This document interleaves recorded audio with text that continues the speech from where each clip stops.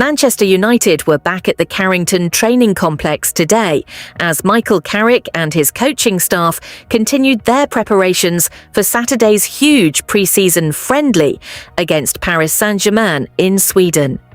The intensity is increasing, the competition for places is becoming stronger, and every training session is now carrying extra importance as the Red Devils move closer to the beginning of the new season.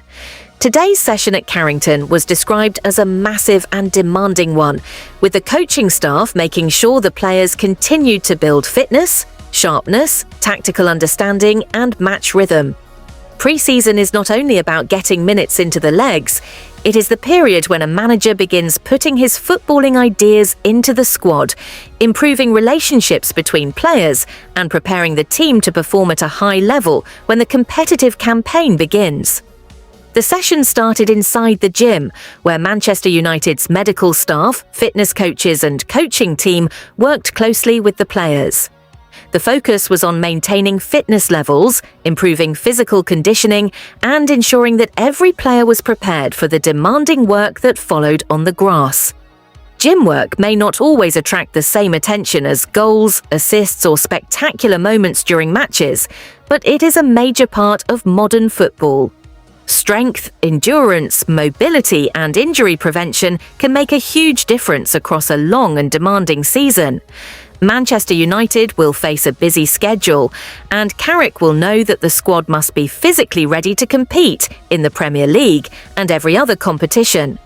After completing the indoor work, the players immediately moved onto the grass at Carrington, where the intensity increased. The session focused heavily on high-level tactical drills, with Carrick and his coaching staff continuing to develop the team's structure both in and out of possession. The tactical work is particularly interesting because Manchester United supporters are eager to see how the team will play under Michael Carrick during the new campaign.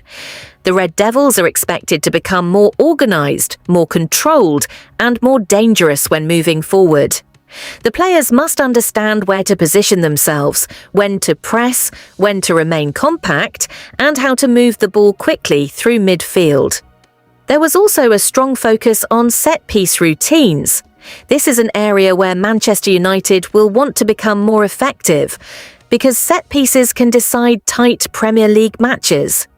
Whether it is an attacking corner, a dangerous free kick, or a defensive situation inside the penalty area, the smallest detail can make the difference between winning and dropping points. The coaching staff also worked on corner blocking systems as they continued to organise the defensive structure. United will want to become more difficult to break down and more confident when defending crosses and dangerous deliveries. Communication, positioning, and concentration will all be vital, particularly against strong physical teams. Shooting drills were another important part of the session. The attacking players were given opportunities to improve their finishing, movement, and decision-making in front of goal. Manchester United supporters want to see a side capable of creating chances and, more importantly, taking them.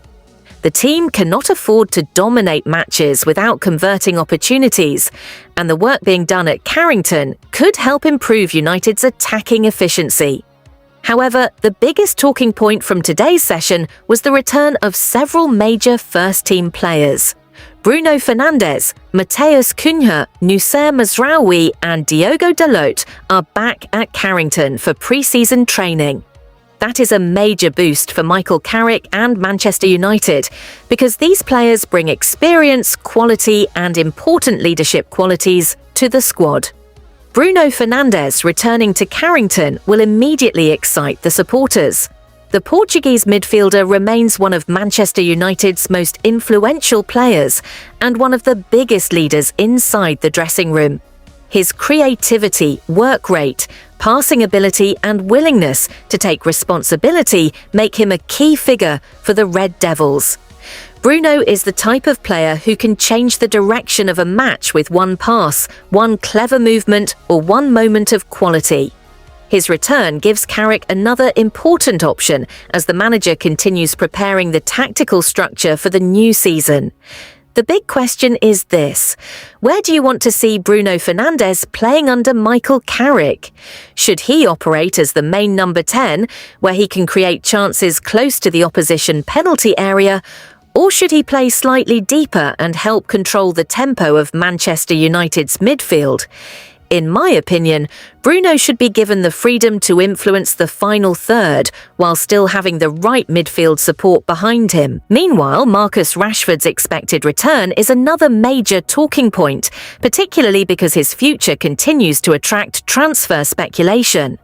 Rashford remains a Manchester United player, but reports continue to link him with a possible move away from Old Trafford.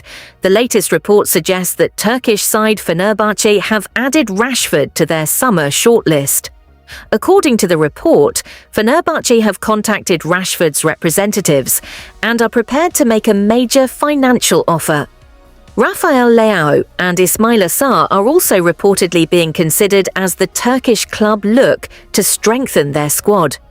This creates another important question for Manchester United. Should the club allow Marcus Rashford to return to training and compete for his place, or should United look to complete a permanent transfer if a suitable offer arrives? In my opinion, Rashford should be allowed to return and work with the squad before a final decision is made.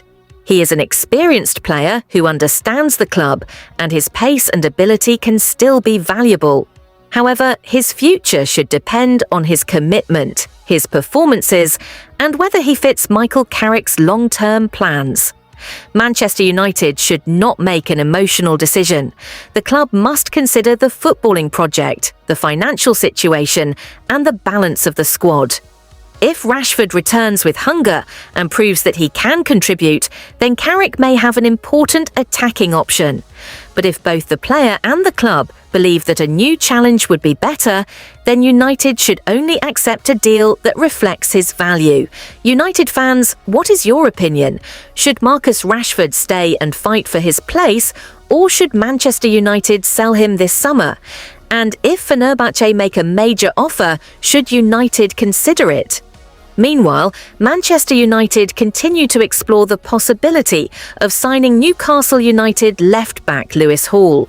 Reports suggest that United are confident Hall would be open to joining the club. The Red Devils are keen on the young English defender as they continue assessing whether a deal can be completed. Lewis Hall is seen as a talented and modern left-back. He has the ability to support attacks, carry the ball forward, and contribute in possession. He also has experience in English football, which could help him adapt quickly to the demands of Manchester United. The left-back position remains an important area for the club. Luke Shaw has provided quality when fit, but Manchester United need long-term planning and greater depth in that area. Hall could represent a move for both the present and the future. At his age, he could develop alongside the current squad and potentially become an important part of the team for many years. However, the deal is expected to be difficult. Newcastle are likely to demand a significant transfer fee for Hall, and Manchester United understand that any agreement could be complicated. Newcastle will not want to lose one of their talented young players easily, especially to a Premier League rival. The financial side will therefore be crucial. United must decide whether Hall is worth a major investment or whether the club should explore alternative options. In my opinion, Hall would be an exciting signing because he is young, technically gifted, and already familiar with the Premier League. However, Manchester United should remain disciplined. The club must not pay an unrealistic fee simply because the player is highly rated. If the price is reasonable and Carrick believes Hall is the right long-term solution, then United should seriously push for the deal. But if Newcastle demand an excessive amount, the recruitment team should be prepared to consider other targets. United fans, would you like Manchester United to sign Lewis Hall? Do you believe he could become the long-term successor to Luke Shaw? And how much should United be willing to pay for him? As preparations continue, the upcoming friendly against Paris Saint-Germain will provide another major test for Michael Carrick's side.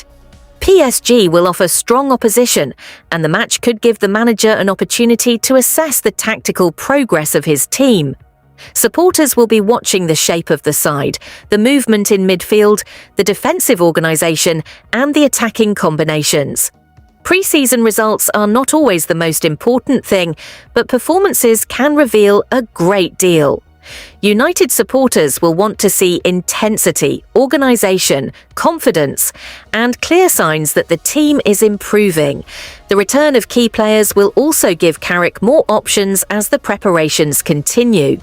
The squad is gradually becoming stronger, competition is increasing, and the manager will soon have more players available to work with. Manchester United are building towards a new season with ambition. The work at Carrington is continuing, the coaching staff are demanding high standards, and the players are preparing for the challenge.